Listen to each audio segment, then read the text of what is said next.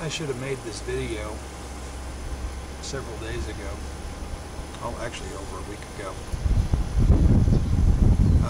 Was up in St. Louis for some personal business, and I stopped at Asymmetric Solutions. On the way back, as I was invited, and I kind of made an ass out of myself. Come here, Kaya.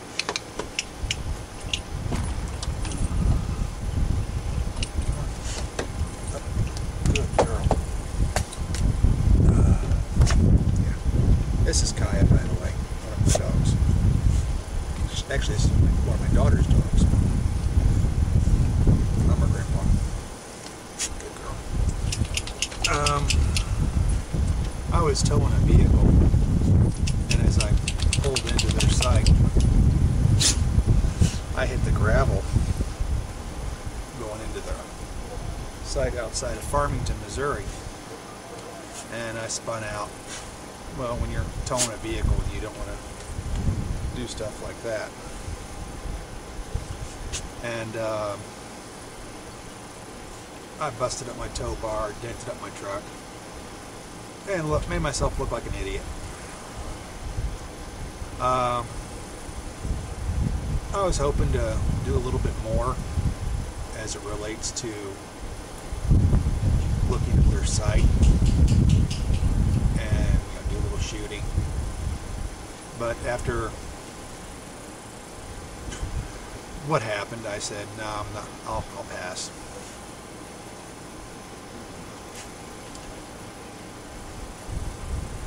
I got some video I recorded, and it shows just how thick those walls are.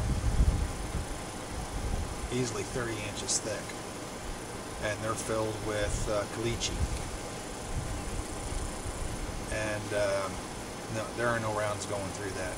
Now, they have another facility where that first video was taken. The first video was taken at their facility outside of Potosi. The walls appear to be much thinner in the video, but they said it's a shredded tire filling. I didn't see that, so I can't tell you one way or the other. But from the walls I saw, yeah, there's no rounds getting through that. A 50 cal from 5 feet might. I kind of doubt it. But nothing under that, you know. I doubt would go through that. You know, even a 50, you take it out 50, 100 yards, I'd say no.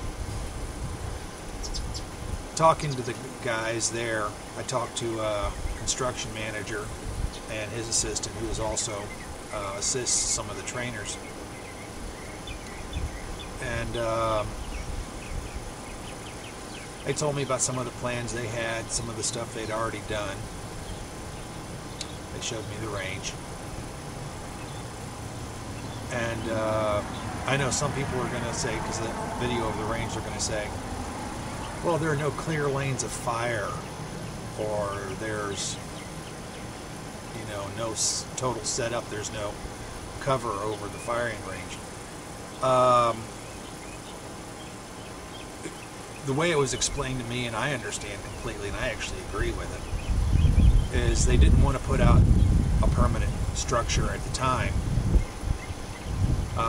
They said they might be added later, but they weren't sure yet.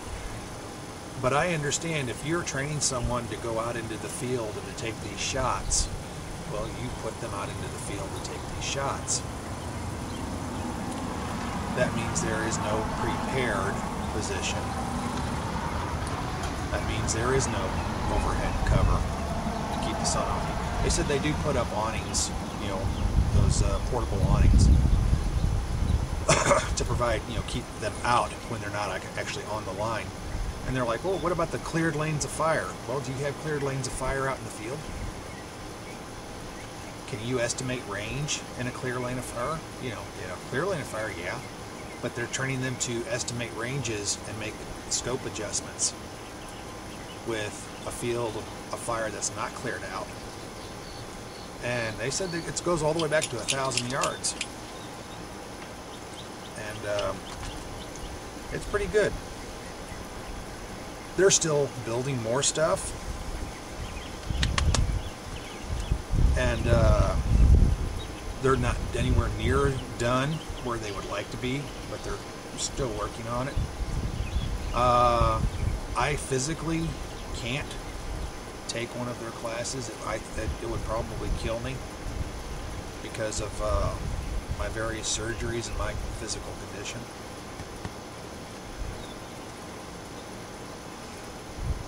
But from, like I said, from what I saw of their facility, they're putting a lot of money into this. And people aren't going to spend the money like that, you know, and then skimp in other places. Hey, Skeeter.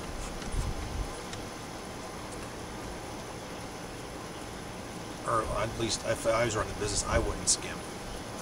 Because you'd spend all that money and then you could get a reputation. Oh, well, they're not doing this or they're not doing that, or they're a ripoff.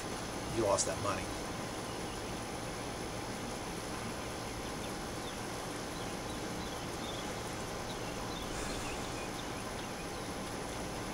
So if I was physically able to take one of their courses, would I? Actually, yes.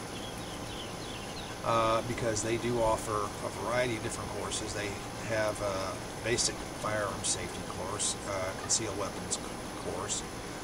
They also have a field first aid course, you know, emergency responder first aid course. I was a former medic in the Army Reserve, and I was an EMT. I'd take those courses. As to the more advanced courses, I'll give them the benefit of the doubt. I don't know if I would be suited to take those kind of courses.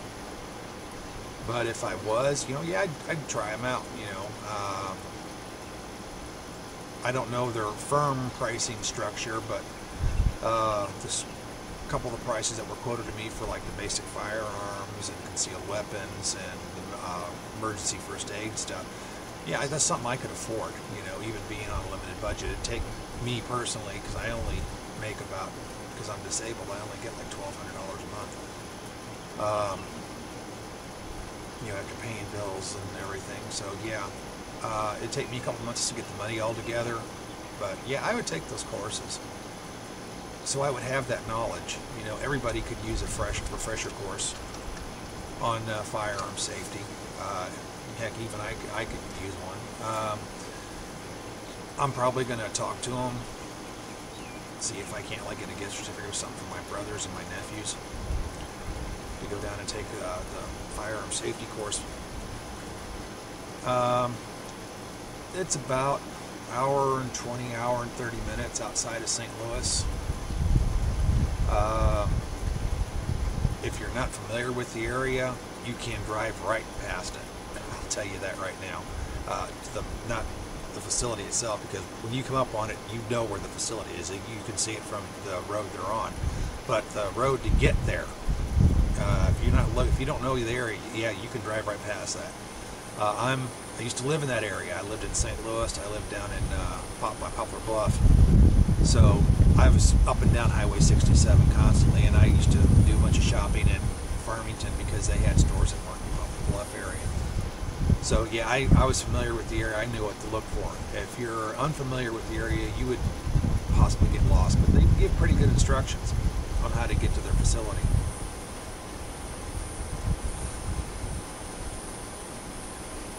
Next time I'm in St. Louis, I'm going to see if maybe they'll let me stop by again.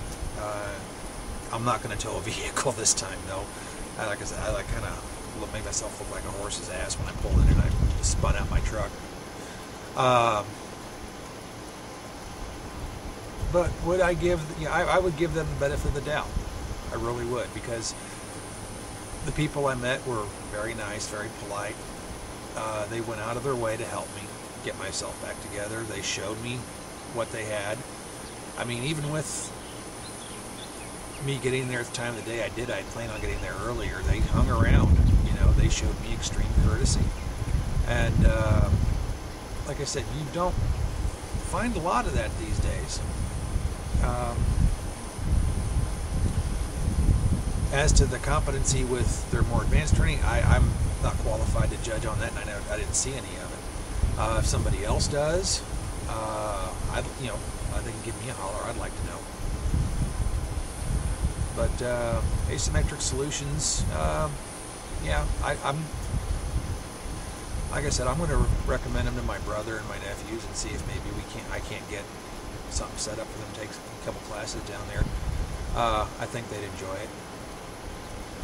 But I will tell you, you know, they're constantly doing work on their facility. They've got a carpenter and his, you know, 2 carpenters basically there every day working on it, trying to build it up, trying to improve it, make it, you know, add more things for better training. So if you want to give them a shot, you know, I'll say, hey, give them a look-see. You know, you might be surprised.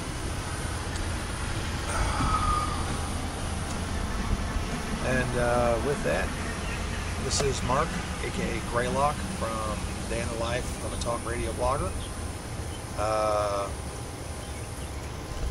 Hopefully I can get some videos of my Franken 15, which I still haven't had a time to shoot.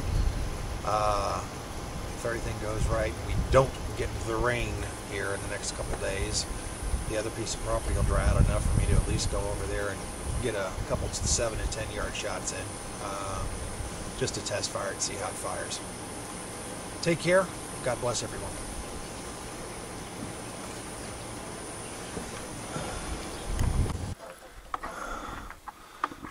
So this is. Well, no, there's kind of a 2x4 in the way there too. I was going to say you might be able to see some rock through there. See that little crack up there? Yeah. The plywood's all 3/4 inch tongue and groove, so it's in there and tight together. Yeah, well, these, yeah, there's no going through these walls. Glued and nailed, so. And you said it's, he said the tires and caliche and everything? No. That's the other shoot house. The other shoot house had, it was filled with shredded rubber. Shredded tires. The new one here is strictly all screenings. Okay, the caliche rock and everything. Okay. Man, listen to that. So here's where a bullet hit. There's where a bullet hit. Now, how often do you have to replace this lumber? Oh, 2 to 3 years, depending on how crazy they get in here. And this will take up to a 50 is what he told me. I don't know. Not from close distance, though. No. And again, like I said, it is a shoot house. The probability of a 50 being fired in here is slim to none. Yeah. No, 50 cal pistol will stop. Yeah. If you're talking Barrett Maudus, then no. I wouldn't do that at close range. Even if it did stop some after a couple, it ain't, you know. Yeah. Okay. What's on this side? This right here is where the extension's going to go. Right. There's another house just like this one here being built down below here. Okay. This is the next phase. We're finishing up this non-ballistic side over here first.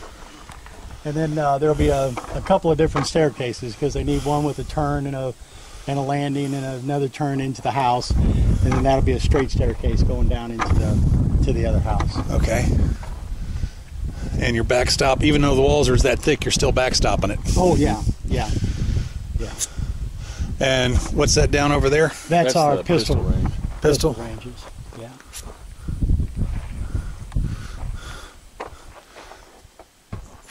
These are some severely thick walls. Yes, sir.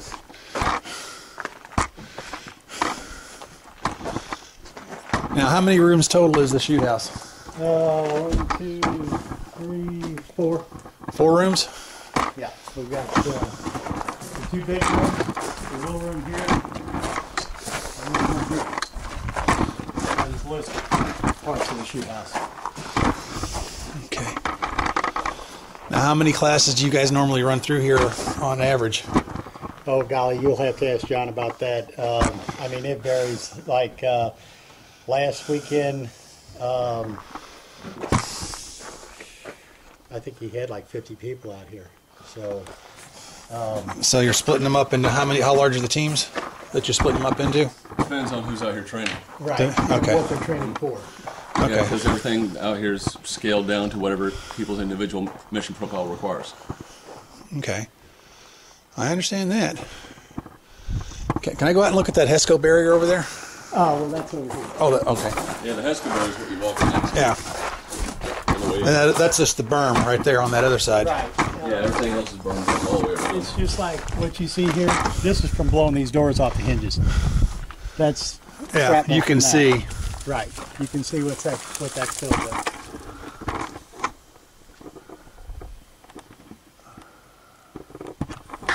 Okay. And the HESCO barrier is for the non-ballistic. Okay.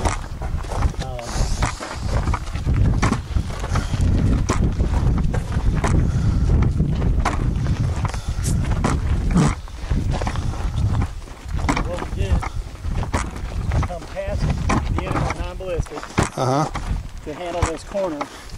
And then you still got this, and that's why this berm was put here. And you can see it's like 9 feet, 10 feet tall. How many range safety officers do you normally run? Oh my God. That's dependent on group size, obviously. But at any given time, when we're running people through the shoot house, you'll have 4 to 5 RSOs on average. Okay. And it's all just dependent on how many we have and exactly what all they're doing. Okay. How much property are you guys using currently? Oh. Using currently. I mean, I saw on your website that you run some wilderness training also. Well, yeah, that's up all through there. We got 1,400 acres here, but we're probably only working off of 5 or 6 looks like here. What, maybe 30 acres? Roundabout. As Okay. far as actual land getting used regularly, Okay. about right. Okay, where's your main rifle range? Is it up there when we all came in? Main rifle range is across that's the road. this road. Oh, across the road? We have it set up shooting anywhere from close all the way out to about 800. Now on the long-term scale, this big connex extending up on end. We have plans to later on put targets over here on Bald Knob, side of this mountain. Oh yeah. It'll be about 2,500 meter shot. Whoa! I climbed that mountain many years ago. That's a heck of a hunk of rock. Oh yeah.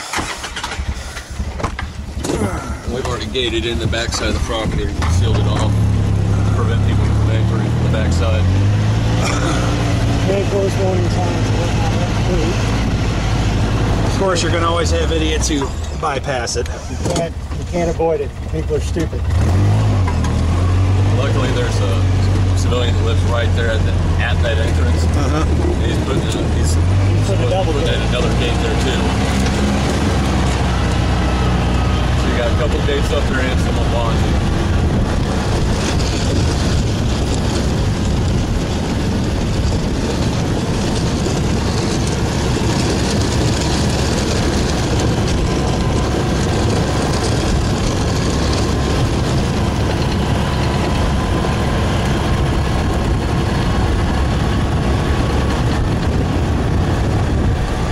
Now, do you offer housing for anybody who's taking classes, or is that inside? We do have a bunkhouse over here.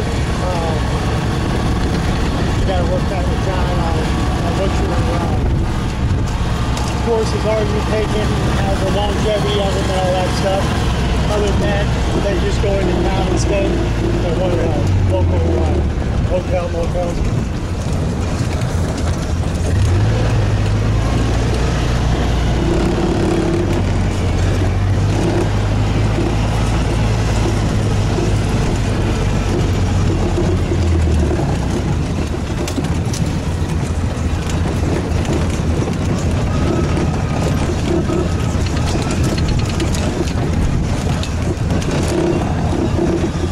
Sam left 100 out there.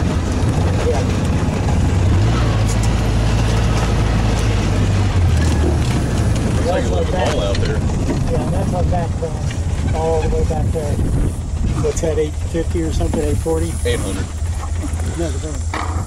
That shot, that only shot out there is 800. No, that's 700. Back behind it on the berm is 800. It is 8? Yeah. So, way back there is 800. Yep. See where that little white looking tree is off to the right side? Yeah. Right about where you hit that, that's where the 800 hits. And then up in front of that where that orange target is, that's a 700. And then off to the left you've got 3 targets on tripods. Yeah. It's a 5, a 4, a 3, and then you got one right here that's a 200. Little one out front, that's a 100-meter zero or 100-yard zero. You know, whenever we set everybody up, we set them up right here, set up a canopy and shooting pads and everything like that. And lay them down, sit there and go over a full ballistics class as far as your round weight, the ballistic coefficient of your round, how it's going to fire through, and then we shoot them through a chronometer and get their actual ballistics and see what their feet per second is on the weapons. That gives them their dope. And once they start getting used to doing all that, they start sending rounds down range. And then they also do a range estimation off these orange targets right here. These are actually non-shoot targets. Each one has different size symbols on it, and they're all set as predetermined ranges that we know what they are because we laser rangefind them. And then whenever we do the class, they sit there and they use their mil-dot or MOAs or whatever and get themselves dialed in. Yeah. Now, is this the entire shooting line all the way down? No, whenever we shoot, we primarily just shoot from right here. Because when you're doing long-range marksmanship, it gets pretty distracting if you have multiple shooters going on at the same time. Yeah. Not only that, but the other side to what we do out here with the shooting is these guys actually get to sit here and do a lot of the spotting too. So we teach them watching through the scope to watch and see the vapor trail, read wind direction based off of your mirage, all that sort of thing. Yeah, especially, well, like today, this is like, what, 98 with a heat index of 101. Right, so today, looking down there, that 700, you just especially be looking through blob. looking through a scope. So they would have, this basically help get them so they can estimate everything properly. Now, do you have guys who, like, they aren't really in like tactical training or anything, but they just want to hunt? Do you help them? Classes for that? Like, actually, yeah, that's a part of that class I was talking about, the wilderness survival. They cover that, you know, self-rescue, self-buddy aid, and all that sort of thing. Got classes for that, and then actually a good portion of this this long-range class, our primary instructor, Sam, he goes over repeatedly about point-blank impact out at range, and his reference is always a deer with about 15 inches or so for your target, and how your ballistics are going to be affected by that long range drop and travel your round. Yeah. Now, what other kind of classes do you guys offer? Combative shooter classes, pistol classes, carbine 1 classes, anything from the most basic level of this is your gun, this is how it operates, to the most advanced levels of this is how you really run the gun. And it's all progressive system. No one gets thrown into level 4 when they're at level 1. Oh, it's understandable. Yeah, everybody. The learning curve would be too great. Right. Now, say like you have somebody like my brother, both my brothers actually, not really knowledgeable with firearms. Say like they just wanted a safety class or something like that. Do you offer anything like that for them? There are safety classes, and they even do CCW classes, which involves a lot of safety because a lot of people taking those classes are, like you said, inexperienced shooters. Yeah. On one of those classes, about how many rounds do they put out? Oh. On average, I understand some are going to be a lot more than others, but CCW is 50. Well, yeah, that'd be minimum, I would think. Yeah, 50 at least. That's the minimum for the class. Yeah. But majority of the people come out here usually end up shooting a lot more than that anyway. So if they're going to come out here for class, say minimum 50, but preferably bring about 300. Yes, that's about accurate. Right. But, I mean, even the guys that show up here for the long range stuff, they'll bring, 300-400 rounds sometimes. Oh yeah. Well, and some of them probably also have special loads they have worked up. They want to get their dope set up for. Hand loads and things like that. And Sam on his phone, he's got a really, really high-speed dope calculator, and it does everything for you. Once you sit there and figure out your location and your altitude and everything like that, you get that all dialed in, and it just automatically does your ballistics for you based off the rounds that you're shooting. Oh, that sounds like cool, but that's cheating. It's fast. Well, I got a friend of mine who was a sniper in the Marine Corps, scout sniper, and he showed me his tables book. Right. And I'm looking at that very super neat handwriting, and I'm like, you didn't write that? And he's like, yeah, I did. I'm like, dude, I know your handwriting. You didn't write that. He's like, no. When you get your rifle, set in, you have to make it so anybody else who gets that rifle can read what you've written. Right. And that's one big thing is a lot of these guys that are taking this long range course, they're not going to sit up there and draw range cards and things like that. We tell them about it. We instruct them on how you actually want to go and do things. That's why we do the ranging course. So they sit there and they figure out the size of the target and use that in the mills, how far they are, to try and get an accurate guesstimate on what their ranges are. That way they can look through, size a specific object out in front of them, write down known ranges, and then when targets come into field, they know where to shoot. Yeah. Sounds like a very comprehensive course. Now, that's just the Shooter 1 course. Well, you guys, could you run through? Do you mind being on camera? Not really. Because he told me that some of the guys out here would not prefer to be on camera. But well, see, the thing is, with me, I help Sam sometimes do assistant instructor for him. He's the primary. Okay. Most of the time, I'm just out here being a carpenter. And then See, I'm a maintenance guy, I guess you'd say. I'm the one that builds all this stuff, and he works for me, helping me build everything. Yeah, but you also both have run the courses or worked on the courses? I haven't. You have. Does. You do. Okay. Yeah. What is your experience? I have about 7 years U.S. Army infantry. 11 Bravo. Yep. Yeah, I was back in the days when it was called 91 Alpha. Now it's called 68 Whiskey, I believe. Just a medic. Just a medic. Just a dumb medic. So classes are anywhere from single-day classes to multiple-day classes. Just depending on the scope of the training. Scope of the training, the type of the training, and like it has on the website, all the various things. And do you know anything about the costs? Costs vary from class to class. I know that the last one that I heard on the cost, the carbine shooter, that class is about $300 for the tactical carbine shoot, and but it depends on the thing is, of the class. it's an outdoor course. It's not an indoor range.